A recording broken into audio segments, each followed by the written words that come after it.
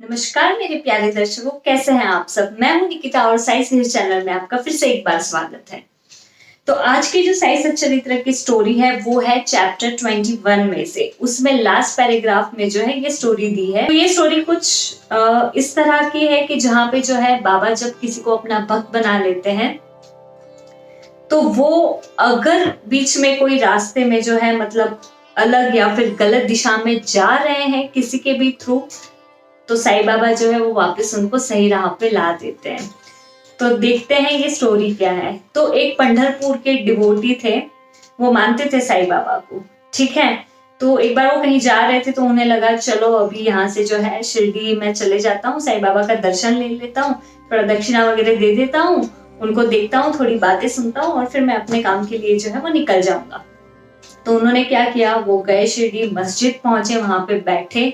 आपको अगर आपने साई सच्चरित्र पढ़ा होगा, पता नहीं कोई स्टोरीज में, तो आपको पता होगा कि साईं बाबा जो है कभी कभी किसी से दक्षिणा मांगते थे, किसी से बिल्कुल भी वो एक्सपेक्ट नहीं करते थे या मांगते भी नहीं थे। तो इस बारे में भी अलग स्टोरी है, मैं उस चीज को भी कभी आपको बताऊंगी। तो बाबा का ऐसा था।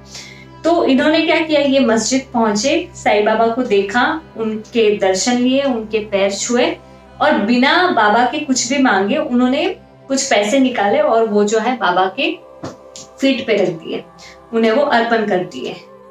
तो जैसे ही बाबा ने ये चीज देखी तो वो कहीं किसी और से बात कर रहे थे, तो एकदम से वो उस डिवोटी के सामने मतलब एकदम उन्हें देखने लग गए। वो डिवोटी को लगा कि चलो बैठेंगे, थोड़े बाबा इधर उधर की बातें करेंगे, कुछ ज्ञान बताएंगे तो मतलब सुन के अच्छा लगेगा। बट उन्हें ये नहीं पता था कि बाबा जो है आज उन्हीं को टारगेट करने वाले हैं। तो जैसे उन्होंने वो दक्षिणा रखी, बाबा ने उनको देखा, फिर तब बाबा ने एक ही बात बोली। बाबा बोले कि कैसा हो गया है ना, सारी सब दुनिया जो है वो कैसी हो गई है, सारे सब लोग जो है आजकल कैसे हो गए, मतलब वो आपको मानेंगे, आपकी भक्ति करेंगे, आपको दक्षिणा भी अर्पण करेंगे, बट आपके पीठ पीछे जो है वो आपकी ही बुराई करेंगे, आप पे विश्वास नहीं करेंगे। तो ये दूसरे लोगों को तो समझा नहीं, उनको लगा बाबा ही रैंडमली जो हमेशा अपने कुछ भी बातें शेयर वगैरह करते रहते हैं तो वही उन्होंने बताया। बट हमेशा जो है बाबा मस्जिद में बैठ के कहीं ना कहीं वो एक टारगेट होता था, वो एक डिवोटी होता था जहां पे जो है बाबा को उन्हें सही पाथ पे लाना होता था, सही मार्ग पे लाना होता था। तो आज जो है वो डिवोटी जिन्होंने दक्षिणा रखी थी ये उनके लिए था, ये किसी को भी समझ में नहीं आया, बट वो जो डिवोटी है वो समझ गए। फिर उन्होंने बाबा के हाथ जोड़े और फिर वो बिना कुछ बोले जो है चुपचाप से मस्जिद से निकल गए। उनके साथ थे काका साहिब। तो धीरे धीरे उनको अंदर से जो है वो काफी गिल्टी फील हो रहा था। उन्होंने काका साहेब दीक्षित जो है वो उनको बताया कि आपको एक बात बताऊं। तो वो बोले हाँ बताओ। तो बोले कि बाबा ने जो अंदर मस्जिद में रिमार्क दिया, जो बातें बताई कि लोग जो है आजकल अच्छे नहीं हैं, बुराई करते हैं, सामने दिखाते हैं सारा सब कुछ अच्छा है, भक्ति करते हैं ऑल दैट, तो वो किसी के लिए नहीं थी, वो बात मेरे लिए थी। तो उन्होंने पूछा अच्छा वो कैसे, मतलब तुमने ऐसा कहीं कुछ करा है क्या। तो वो रह नहीं पाए, वो मतलब बाबा के इस रिमार्क से इतना ज्यादा गिल्टी फील कर रहे थे अंदर से कि उन्हें बहुत रोना आ रहा था, उन्हें अच्छा ही फील नहीं हो रहा था। तो एकदम से जो है उन्होंने उनके सामने जो है वो बात रखी। उन्होंने बोला कि एक डिवोटी थे, वो सब जज थे, मतलब काफी ज्यादा बड़े और अच्छे पोजीशन पे थे और वो भी साईं बाबा के भक्त थे। तो उनको जो है कोई बीमारी थी और उसको क्लियर करने के लिए उस डिसीज को बाबा के पास लाया गया था। और ये जो डिसीजन था वो सब जज का ही था, मतलब जो भी वो डिवोटी थे जो बीमार थे, ये उनका डिसीजन था कि मुझे कहीं मत लेके जाओ, मैं कोई दवाई नहीं लूंगा, कोई मेडिसिन नहीं लूंगा, मुझे मेरे बाबा पे पूरा विश्वास है, तो आप जो है मुझे बस शिरडी लेके जाओ और बाबा के सामने रख दो। तो कुछ दिन हो गए थे और वो शिरडी में ही थे। तो ये खबर जो है वो काफी जगह पे फैल गई थी, पता चल गया था कि अरे ऐसे कोई कोई है, काफी बड़े आदमी है और वो जो है साईं बाबा की शरणों में अभी बिना कोई दवाई लिए, मतलब वहां पे वो एक्सपेक्ट कर रहे हैं कि उनकी बीमारी जो है वो ठीक हो जाएगी। तो ऐसे ये उस टाइम पे पंढरपुर में थे ये डिवोटी जो आके गए थे मस्जिद में साईं बाबा के दर्शन के लिए। तो पंढरपुर के एक बार रूम में शराब पीते हुए वो और उनके 2-3 जो भी फ्रेंड्स थे वो लोग बैठे हुए थे। तो सबको ये बात पता थी, तो उसमें से एक दो जन जो थे वो बोल पड़े कि अरे यार, इतने एजुकेटेड लोग होते, इतने बड़े बड़े लोग होते हैं, ऐसे कैसे मतलब कोई भी बाबा के इसमें जो है मतलब धुन में चले जाते हैं।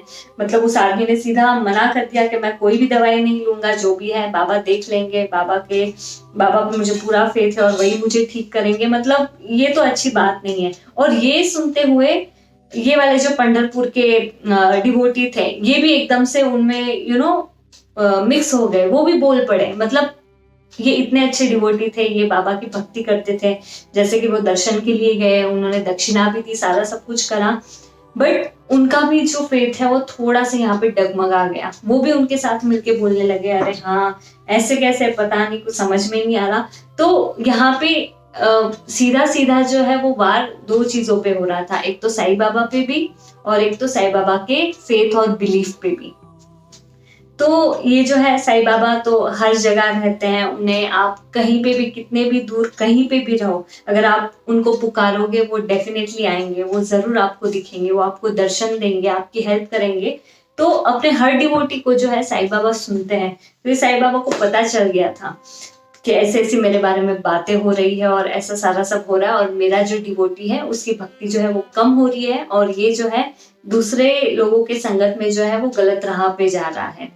तो जैसे उनको ये पता चला, और इसने तो ये सारी सभी बातें कर दी थी बिना कोई हेजिटेशन के, मतलब ये बोले जा रहे थे कि हाँ ऐसा वैसा, बाबा तो पता नहीं क्या कर सकते हैं कि नहीं, काफी कुछ ऐसी चीजें बातें उन लोगों की हुई थी बाद में।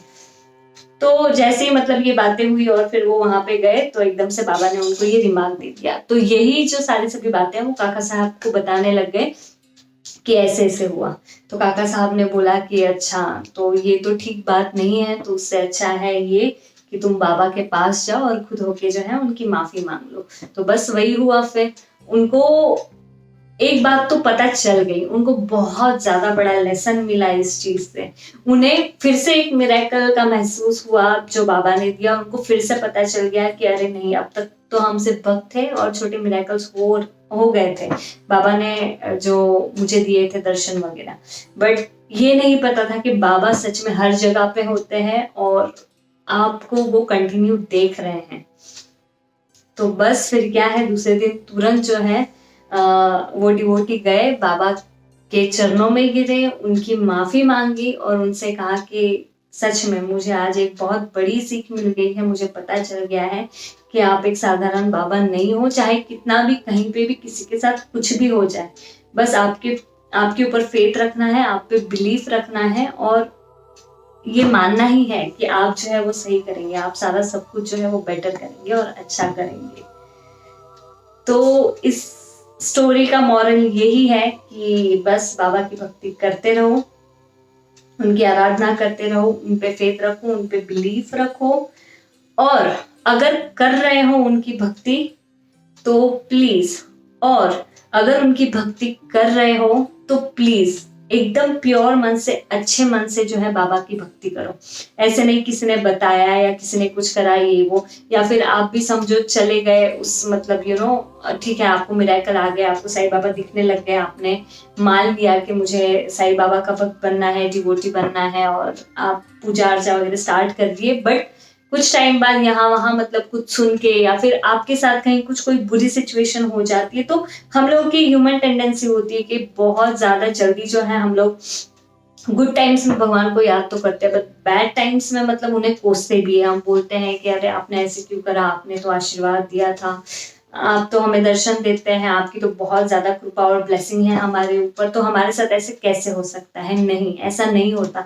कुछ चीजें होती है जो बाबा के खुद के हाथ में भी नहीं होती है, वो कुछ भी नहीं कर पाते, और कुछ हम लोगों के पुराने जमाने के सिंस होते हैं, कुछ भी होता है, तो वो हम लोग को इस जमाने में या पिछले जमाने में जैसे भी है हमें वो भुगतना पड़ता है। तो कुछ चीजें उनके भी हाथ में नहीं होती, बट जितना हमें वो राह दिखा सके, जितना सही हम उनकी भक्ति कर पाए, जितना हम जो भी मतलब जहाँ पे वो हमें प्रोटेक्ट कर सकते हैं वो डेफिनेटली हमें प्रोटेक्ट करते हैं।